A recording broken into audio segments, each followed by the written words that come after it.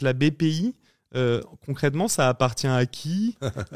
Comment ça fonctionne en fait? C'est pas une boîte en l'air. Hein. Donc elle a plusieurs actionnaires.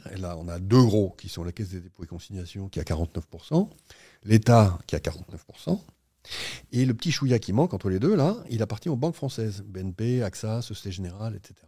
D'accord. Oui. Et donc du coup, on peut dire que ça appartient à l'État ou pas? Alors, je vais rappeler à nos auditeurs que le ministère des Finances, c'est l'État exécutif, la Caisse des dépôts reporte au Parlement. Donc en fait, le capital de la BPI, c'est 49% exécutif, 49% législatif, d'accord, et D'accord. 2% privé. Ok. Donc c'est un animal très particulier. C'est-à-dire qu'il n'existe nulle part ailleurs dans le monde ou il y a Qui d'autres n'existe pays nulle part comme ailleurs ça? dans le monde.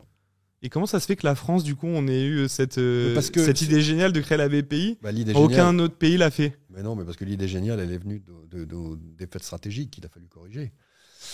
Quand on a perdu la guerre de 1870, la première chose qu'on a faite en 1871, c'était de créer Sciences Po, l'Institut d'études politiques, pour former toute une nouvelle classe d'administrateurs, de serviteurs de l'État et d'hommes politiques qui allaient redresser la République. Quand on a perdu la bataille de la désindustrialisation dans les années 2000, on a créé la BPI. C'est ça qui s'est passé. Et ça s'est fait donc entre, grosso modo, 2000, la pensée de l'idée qu'il allait faire une structure comme ça, une banque, qui serait une banque beaucoup de l'industrie dans les territoires, très ancrée sur les besoins des territoriaux de nos concitoyens. C'est venu entre 2010 et 2012. Et François Hollande l'a fait.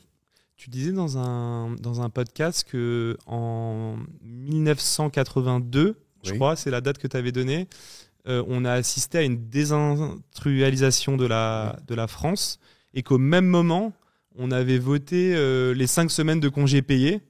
Est-ce que tu penses qu'il y a eu un lien? Il y a eu des vagues de désindustrialisation qui ont touché toute l'Europe à partir du choc pétrolier 1974. Et donc tout le monde a souffert dans les années 70. Et effectivement, 81, 82, 83 ont été des années où la France a fait un pas en avant énorme dans la générosité de son État-providence. Avec les 39 heures, 40 heures, 39 heures. Les jeunes auditeurs qui nous écoutent ont oublié. Et puis, la retraite à 60 ans.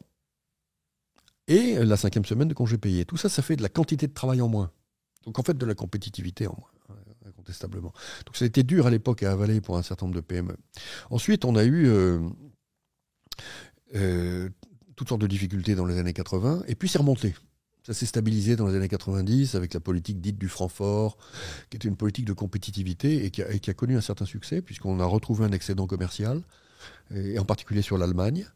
Et c'est cela qui nous a permis de rentrer dans l'euro. D'abord de signer le traité de Maastricht en 92, et puis ensuite de rentrer dans l'euro. Et puis à partir de là, on s'est un petit peu relâché quand même à nouveau. Relâché, il ne s'agit pas de faire la morale, on n'est pas dans l'éthique là, mais on a perdu le sens un peu du tragique dans la compétition mondiale.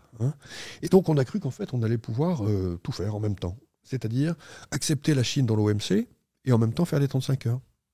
Okay. Et en même temps augmenter significativement les salaires. Et en même temps augmenter significativement les cotisations sur les salaires pour financer une retraite de plus en plus généreuse, puisqu'on n'augmentait pas l'âge de la retraite alors que l'espérance de vie augmentait tous les trimestres. Et c'est ça qui s'est passé. Donc oui, il y a le moment 82, puis alors il y a un autre moment qui est un moment incroyable, qui est le moment de décembre 2001.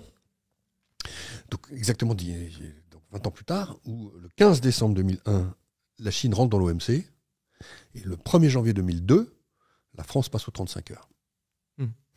C'est-à-dire une augmentation du coût du travail du jour au lendemain de 11%. Voilà.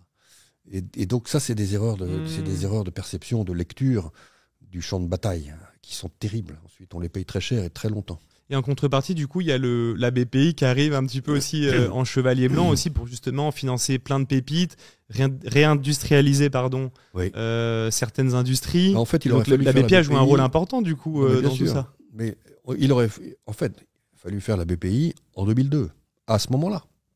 Ça date de quand la BPI, pardon ? La BPI a été créée au 31 décembre 2012. Ah oui, d'accord, ok. Ouais. Donc 10 ans. On avait 10 ans de retard. 10 ans plus tard. Je ne dis pas 10 ans trop tard, parce que c'est jamais trop tard, et on a bien redressé la barre depuis. Mais il faut imaginer ce qu'on aurait évité si on avait créé la BPI en 2002. avec tout ce qu'on a montré qu'on était capable de faire, hein, c'est-à-dire des prêts sans garantie, du financement d'innovation massif, beaucoup d'equity dans les entreprises, de la formation des managers, du respect, du discours aussi, tout un narratif favorable à l'entrepreneuriat, l'optimisme, la volonté, tout ce qu'a apporté la BPI, c'est ce dont la France a manqué dans les années 2000.